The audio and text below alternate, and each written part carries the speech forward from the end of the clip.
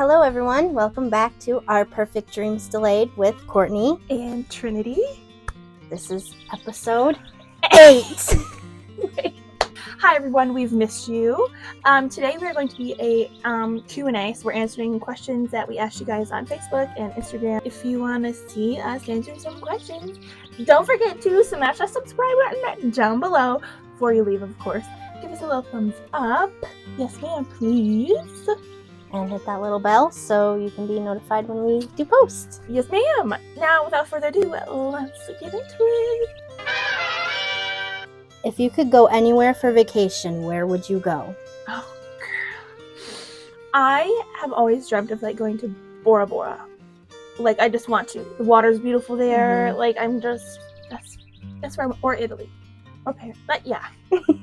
Yeah, Bora Bora. We're gonna stay there, right there. Mine, I would say, would have to be a pig beach, and I believe it's in the Bahamas. Oh yeah. Because I want to go swimming with piggies. That'll be so much fun. Because they just look so cute They do. swimming in the water. Next question. What is your favorite Bible verse and worship song? My favorite worship song is probably Praises right now. I think it's by Elevation. That's my current favorite. And then my favorite Bible verse. I don't want to be basically like John 3:16. You know what I'm saying? My favorite Bible verse is Philippians 4:13. I can do all things through Christ who strengthens me. That's a good one. And I don't know if it would be considered a worship song, but it's by Lauren Daigle, and it's called Rescue. Oh, okay. What do your husbands think about the podcast? So, I'd say my husband, he's pretty chill with it. He really didn't even know we were starting it. He just was like, oh, you guys have a podcast? I was like, yeah, we do. He's like, oh, okay, cool. So he's very low-key about it. He doesn't ask much about it. He could really care less what I do, so I feel like that's why. So I think he's pretty chill. He's supportive, obviously, but he doesn't watch every episode. No, he doesn't, because he's like, I don't want to know about girls' lady bits. You know what I'm saying? Besides your lady bits, babe, I don't even know nothing about anybody else's. So anyways, yeah, that's kind of where my husband's at. Yeah, my husband's pretty much the same way. I told him, and he was like, that's cool. It really hasn't asked any questions about how it's going. Right. He just knows I come to Trins almost every Tuesday. Right. So our husbands are pretty cool with it as of right now. He is very supportive about it too. Yeah. But he's just like your husband. Right. Like, Whatever. Yeah. It's your life. You want to do it, go for it. Okay, this is a 2-part one. This is a 2-part question. So we'll answer the first part. When you were younger, how did you imagine your life would be when you grew up? I think I kind of imagined it to be honestly what it is right now. Marry my dream man, which is my husband, literally, like a Christian young man, have babies, be a stay-at-home mom, do social media. I'm literally living everything that I imagined, if I'm being completely honest. I mean, obviously, there's little things here and there. I wish I had a bigger friend group. I wish I had more supportive friends and more supportive family, stuff like that. But the hard rock of everything, the foundation, is everything I think I imagined. Yeah, that's pretty much mine. Ever since I was little, I always wanted to be a mom. Yeah. I always wanted to get married. Having a little trouble reaching the mom part. You're gonna get there. But I will get there. Yep. Pretty much, yeah. Just living my life Living how the I dream, dreamt literally. it. Yeah, I 1000% agree. There isn't one thing that I was like, yeah, I dreamt about this and it hasn't happened yet. Well, obviously being a quadrillionaire, but everybody dreams about being I always wanted to be a millionaire, but we'll get there. We're gonna get there. We will get there. And the next part is, now that you are an adult, do you think it's close to what you had planned, or is it completely different than what you expected? I think as a child, you always expect things to be a lot easier than they are, right? Adulting, parenting, it's flipping hard. Every day is hard. Battling with, your family. You disagree often, and that's totally okay, as well as friends. Life in general, just the way the world's going right now, it's a hard place to even live in. So I would say it's not what I imagined it would be. I imagined it to be rainbows and butterflies. And 60% of the time it is, but that other percentage it's not, you Yeah. know? But that's just because of the way life, the world is right now. Yeah, like So- I said, I dreamt of being a mom, but I did not dream of having the difficulties I have. So it is different in that aspect, but other than that, nothing's really different. I didn't expect adulthood to be so adulthood and punch so me in the hard. face. I don't think it's so But hard. here we are. Here we are. That was a really good question. If you could go back in time and change one moment, what would it be and why? Oh wow, that's a hard one. Yeah. I don't really know. I'm one of those people that I try to live my life with no regrets kind of thing. I think I do everything for a purpose. I say everything for a reason. I'm gonna let you go first because I have to really think of like something. I think I have a couple. One is kind of like really recent, my wedding.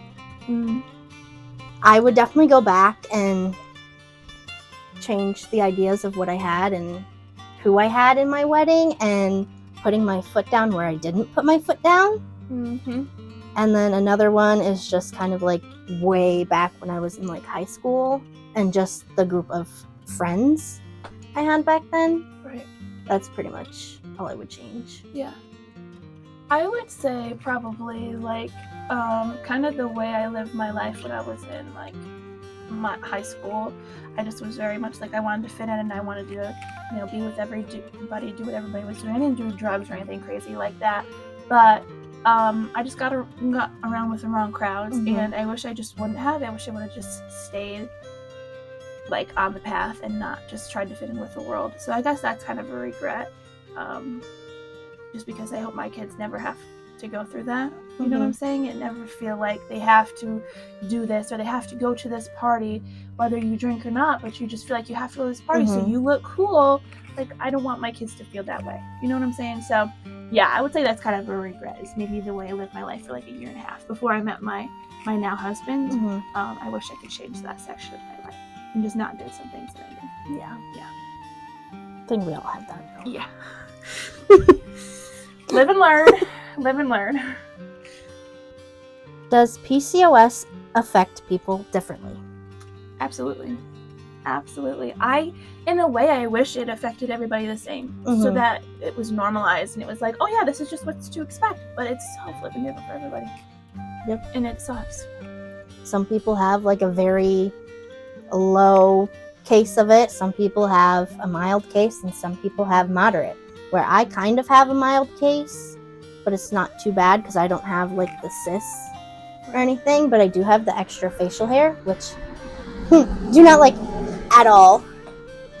And if you don't deal with PCOS, then just thank the Lord Jesus. You're just get a thumbs up from me. Yeah. Just be and thankful. be thankful. Yeah. Just be thankful. Because PCOS sucks. It sucks. How do you stay positive through your TTC/infertility journey? It's hard some days, right? Obviously, especially now being on medication, that makes things like in a whole new ball game, which, yeah, sucks. But you just kind of try to look forward, look into the future. Like, this is my goal, this is what's to be expected, and we're gonna get there.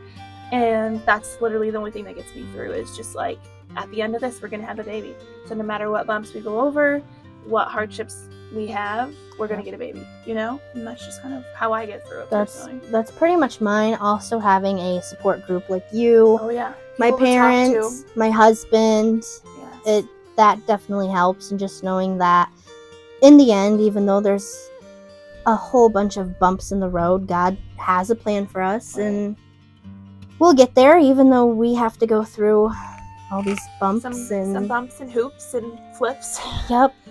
But yeah, definitely a support group, having those people to talk to. It doesn't have to be a lot. I literally only have like you and maybe 2 other people that I really confide in about stuff like this, because it is so personable, and like not everybody knows what the heck that is and what that means, and they can just be like, oh yeah, sorry, and move on. No, I want somebody to talk to. I want somebody to cry with. I want somebody to, you know, feel my pain, all those things. So definitely just looking ahead, just remembering the Lord has a plan, and it's so much more mighty than what we can see, and friends and family. Yes.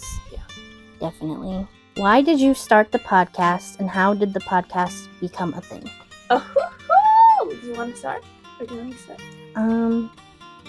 I could answer one, and you could answer one. I'll do, like, how it, like, became a thing. Okay. So,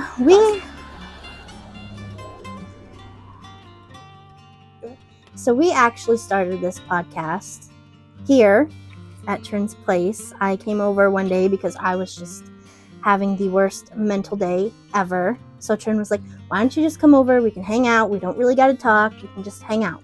And then we were talking, and Trin was like, I really want to start something that deals with, like, going through infertility and PCOS, because I don't think it's talked enough. And I was like, if you want to do it, I'll do it with you. And that's pretty much how it started. We just jotted up ideas of what we should call our name. It had been on my heart for a while, and I know she had been struggling for a while and kind of felt as well like people weren't talking about it. And I was like, why not? She just came over that day, and we started talking, and we were like, let's just do it. We're going to do it. Like, clearly, the Lord's put this on our heart for a reason. I'm good with social media. We're good talking about things like this, so let's flip and do it. So we flipped and did, and here we are. Definitely out of my comfort zone, because I don't do nothing like this, but I definitely was meant to be going through that day. Yeah. It all happened for a reason. All the dots added up for a reason. Yep. Here we are on episode 8, which is awesome. Yep. And hopefully there's many more to come. So, yeah. And I think we have one last question. Last question. Do you feel this podcast has brought you ladies closer?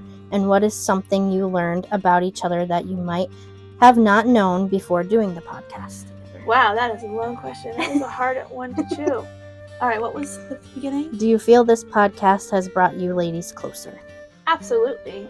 Absolutely, because before I feel like we talked, but we never really talked this deep. Do you know what I'm saying? And so I think that's definitely helped our relationship to blossom more than, like, I thought it was already blossomed to the fullest, and then we started this, and it was just like, just seeing how she reacts to things and her feelings and mine, and which we pretty much react the same way. It's pretty crazy. Didn't know how similar we were until we started this. I guess we were just really meant to be sisters. I know.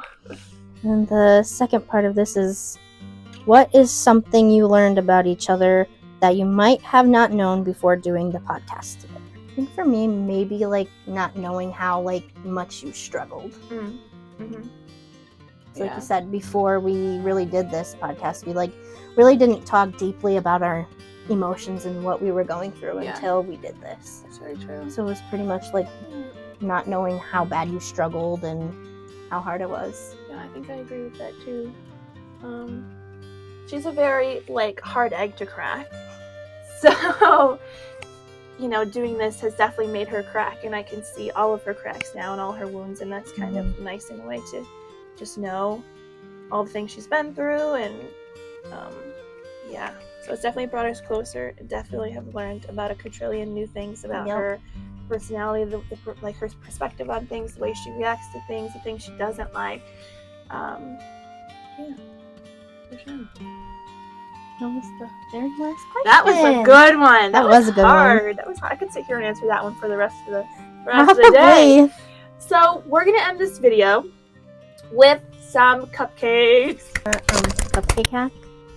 What? Where you make a flippin' sandwich? Yeah. So then you don't, like, get the frosting all over. Oh my, this is a big bite. Oh, yum. That's good. We're just gonna close out the video right here, guys, so you don't have to sit here and watch us eat these cupcakes. Thank you so much for watching. We love you all so much. Don't forget to leave a like, subscribe, comment down below, please, with any questions you may have, and we'll see you guys in episode 9. Bye!